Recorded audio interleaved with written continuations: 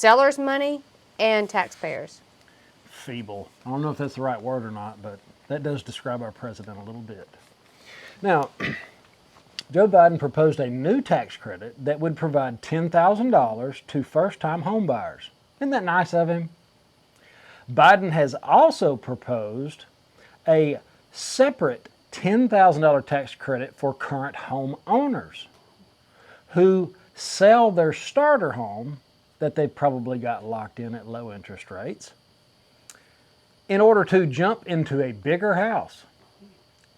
That could help melt the real estate market in which homeowners who are locked into low interest rates during the pandemic.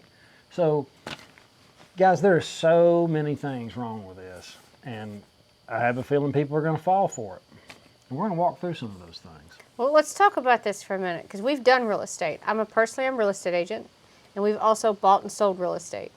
So the first-time home buyer credit, okay, I get that. I really do. That's an incentive to buy a home. It's over 2 years. You get $5,000 one year. You get $5,000 the next year, from what I understand. But here's the kicker. Who pays for that?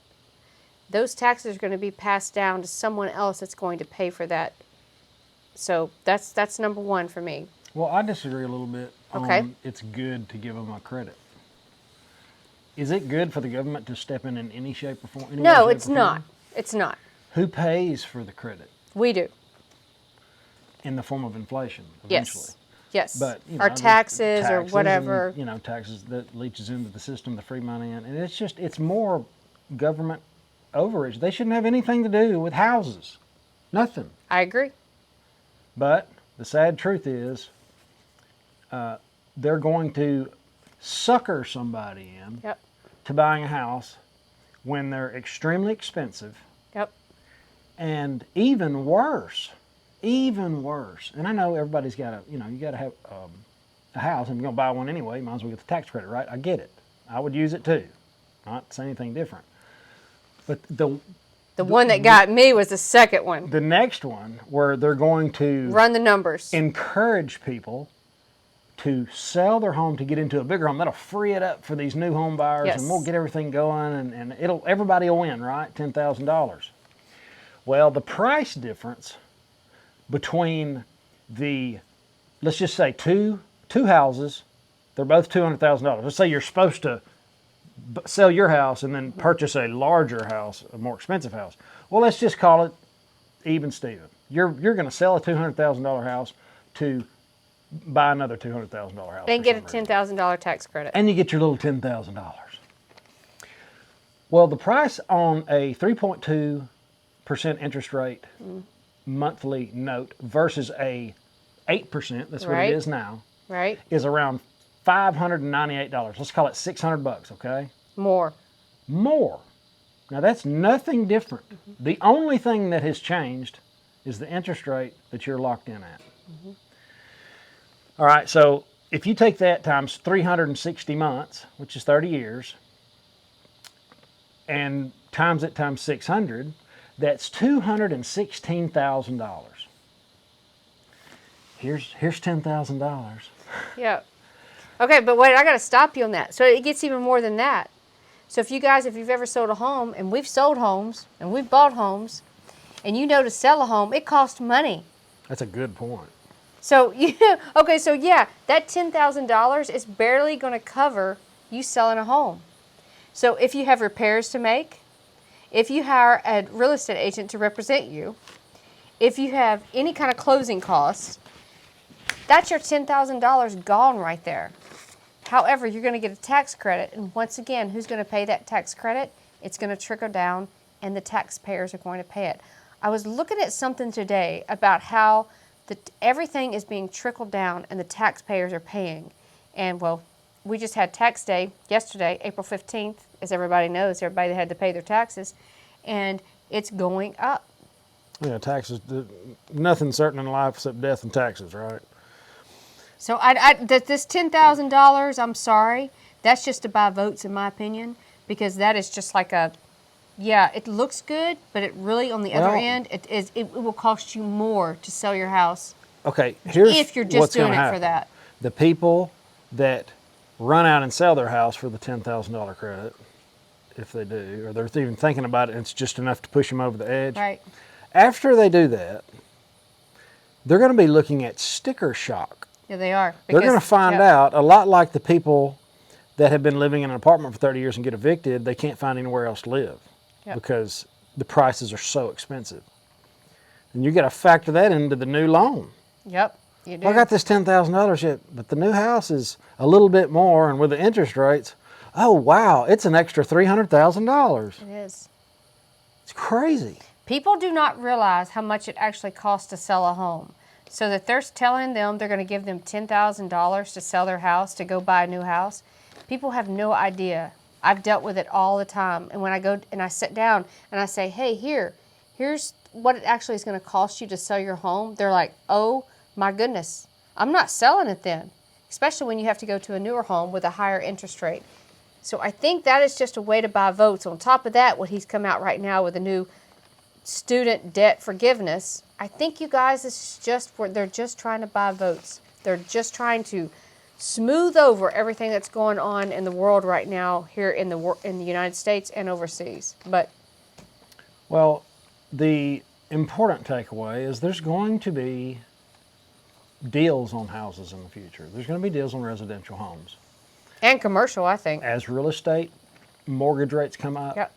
As interest rates come up in general, and people losing their job, people have to move, people aren't buying a home, they got to move. They don't have a job. The job's over there and they got to go.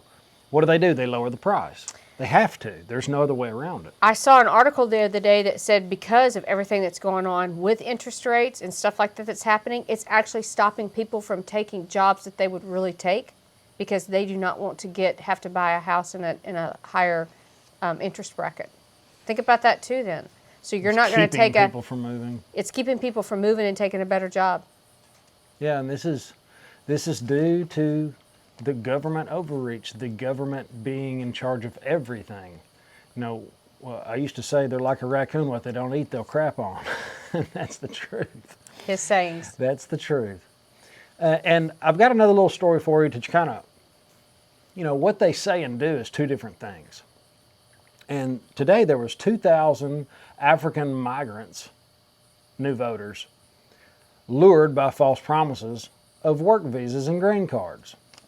Oh, yeah. They gathered outside of New York City Hall on Tuesday. That's today, April 16th. And there's videos circulating around, but the hopeful crowd, mainly from Guinea, West Africa, gathered for a hearing on the black experience in the city's shelter system. 25 were permitted inside. Many were left outside. They were chanting and cheering in a nearby park, blah, blah, blah. But they're upset because they were told one thing and another thing's happening. We're talking 2,000 just in New York. Well, they're just also there. Yeah. Also, from what I heard, that they're being moved from some of the hotels to like different locations, and they're upset because they're having to go to these places. I have a feeling we're going to be making another video about this, and it brings me talking about the black experience. I listened to a guy talk about Chicago, and I actually made a short about it. And he was talking about all the illegals coming over in front of, I don't know if it's a town hall meeting or whatever.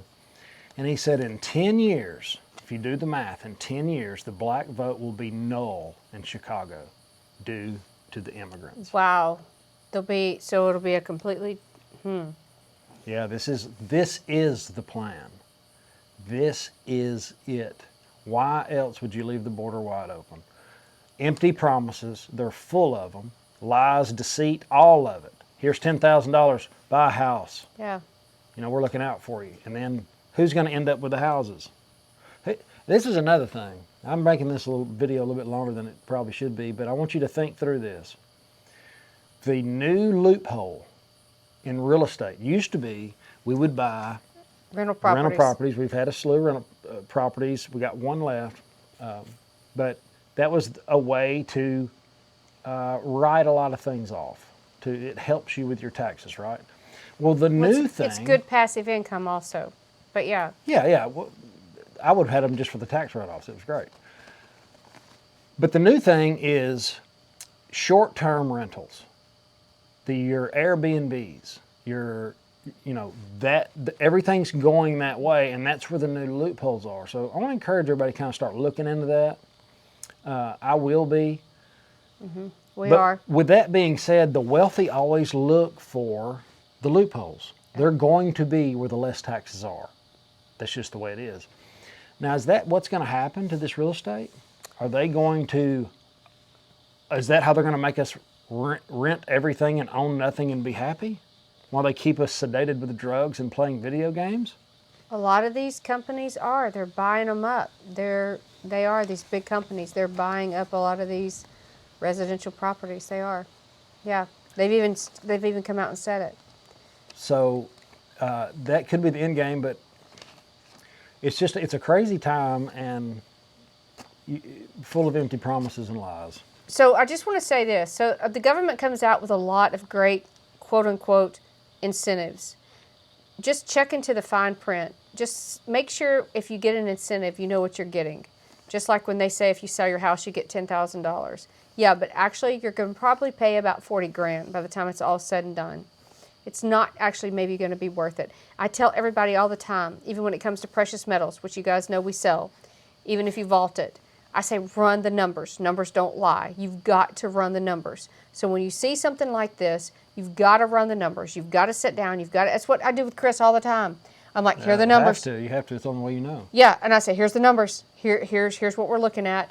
So if you don't run the numbers, you don't know what you're looking at. So when you see something like this and you're like, oh, this is a great incentive. Oh my goodness. Oh, I get a payback or whatever. You've got to run the numbers because sometimes those numbers will bite you in the butt. Well, the people that are getting this $10,000 to sell their house to move into another one and they don't run the numbers, they're going to be in a pickle. They're going to get a lesser house for more money. They are. They'll be out like 40 grand probably. All right, guys. Thank you for being here. Have an awesome, awesome day, and hit the like button on your way out. I forgot to mention that. It does help. Later.